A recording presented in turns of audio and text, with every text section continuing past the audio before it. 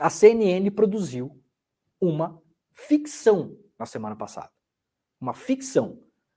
E me incomoda muito ver colega jornalista falando, né? Inclusive o próprio repórter da matéria, que é uma pessoa isenta porque não usa adjetivos. Isso é uma visão, no mínimo, ingênua. Eu vou colocar na conta da ingenuidade, para não avançar o sinal. E vocês tirem as conclusões que vocês quiserem. É uma visão ingênua da profissão e da vida, você achar que você não constrói uma cadeia a partir de fatos, uma narrativa sobre as coisas só porque você não usa adjetivos. Olha, isso era falado na comunicação, acho que nos anos 60, tá? Desde os anos 60, 70, quem tem um mínimo de interesse pelos estudos da comunicação já não cai mais nessa bobajada.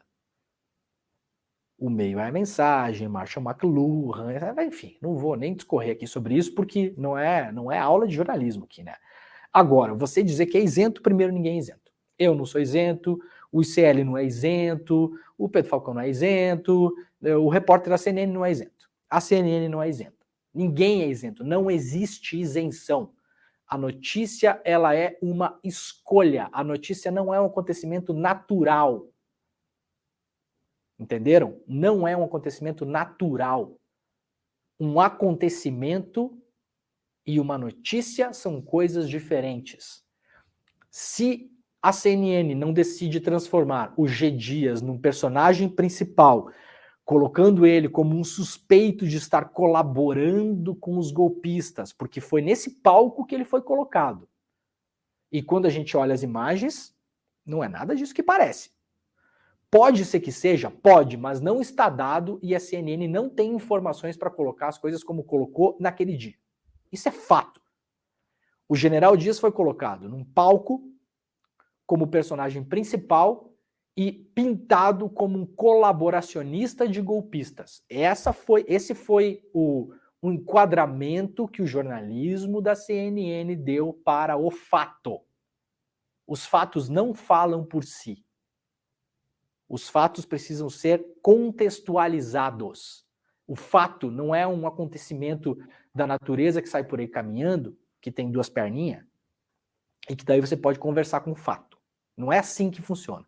Isso é uma visão ingênua de como é feito o jornalismo. Nenhum jornalismo é isento. Todo jornalismo tem viés. O jornalismo tem que trabalhar com honestidade, com contexto e com transparência, não com isenção. Isenção não existe. Todo mundo que está vendo esse programa aqui, que me conhece, sabe o que eu penso. Sabe de que lado eu estou. Sabe qual é a minha visão do mundo, mas eu não tenho direito a criar meus próprios fatos. E eu posso criar fatos novos, sim, sem usar adjetivo, colega jornalista da CNN. Leandro Guimarães, acho que é o nome do repórter, né? Eu não o conhecia até ele publicar essa matéria e é erro meu não conhecer as pessoas, né? Não é um problema dele, é problema meu não conhecer, né? Então, para além de tudo, o repórter tem uma ligação íntima com a família Bolsonaro. Isso foi divulgado na semana passada. Me espanta que colegas jornalistas não gostem que a gente fala isso. O nome disso, Pedro Falcão, é currículo. Onde você trabalhou e onde você trabalha. Qual o espanto em divulgar o currículo de uma pessoa? Se você for até a rede social que mais divulga currículos no mundo, chamada LinkedIn, e se você acessar o LinkedIn do repórter da CNN, você vai ver que no currículo dele não está o fato dele ter trabalhado por 3 anos na liderança do partido do Bolsonaro. Do PP, na época, que foi onde ele conheceu o Bolsonaro. Não tá lá. Ué, por que isso não tá no currículo do cara? Não é um emprego? Você tem vergonha de ter trabalhado lá? Por que não tá no seu currículo? Vocês já acessaram o currículo de jornalista em outros meios de comunicação fora do Brasil? Deem uma olhada depois, se vocês tiverem curiosidade, no site do Wall Street Journal, que está longe de ser um jornal progressista, não sei o quê. Abre o Wall Street Journal, clica numa matéria e clica em cima do nome do repórter que assina aquela matéria. E veja o tamanho do currículo que o Wall Street Journal publica. E explica quem é a pessoa, onde trabalhou, onde se formou, que temas cobre. e, eventualmente, quando há algum conflito de interesses que não impeça a pessoa de trabalhar no jornal, mas precisa ser público, está no currículo dela no jornal. Então, a pessoa trabalhava, por exemplo, numa consultoria de finanças que dava consultoria para empresas de tecnologia. E hoje ele é repórter de tecnologia. Então, eu sei que aquele repórter que hoje está reportando sobre o Google pode ter relações íntimas com o Google. Isso é informação. Me interessa saber isso. Eu quero saber isso. Eu quero saber quem está noticiando. E eu também quero saber que o repórter da CNN trabalhou para o gabinete da liderança do partido do Bolsonaro. Quero saber. Isso é informação pública. Qual é o problema? Onde isso é expor um colega? Expor um jornalista? Desde quando isso virou exposição se eu estivesse expondo uma coisa da vida pessoal dele, da vida privada? O que ele gosta de comer, que bar ele frequenta. Isso é exposição. Eu estou falando de currículo público de uma pessoa que se coloca voluntariamente como um agente público, que é o que nós jornalistas fazemos todo dia. Então não tem nada de exposição nisso.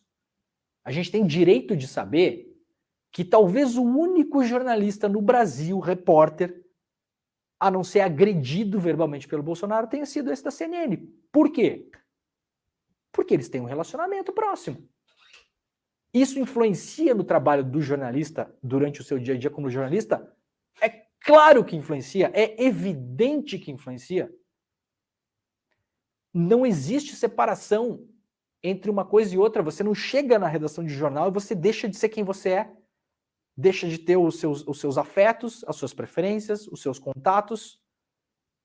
Vocês conseguem imaginar algum jornalista no Brasil conseguindo viajar do lado do Bolsonaro, na volta do Bolsonaro dos Estados Unidos para o Brasil?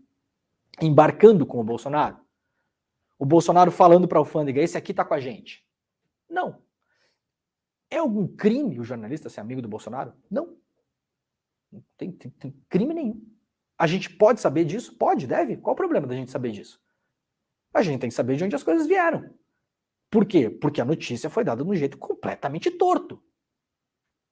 Houve imperícia ali, no mínimo. Falta de cuidado. O próprio repórter falou que analisou 160 horas de vídeo de 22 câmeras em uma madrugada. Vocês acham que isso é possível? Ou vocês acham que foi feito tudo na correria? Ou vocês acham que por acaso ele recebeu aqueles 160 horas de vídeo já com a minutagem do que interessava e com a história meio pronta e sem filtro ele publicou? Analisem as informações agora, com tudo que a gente tem. Olhem os vídeos. Saiu uma matéria ontem no Fantástico. Assistam a matéria do Fantástico. Esqueçam, tentem esquecer que nós vimos o que a CNN mostrou. Vamos fazer de conta que aquela matéria da CNN não existiu. E que ontem o Fantástico deu pela primeira vez os vídeos. Assistam e me digam se o ex-ministro do GSI, o general Gonçalves Dias, é personagem principal de uma trama onde ele ajuda golpistas dentro do Palácio do Planalto. Assistam e tentem conseguir sair daquele vídeo do Fantástico com essa conclusão. Eu desafio vocês, é impossível.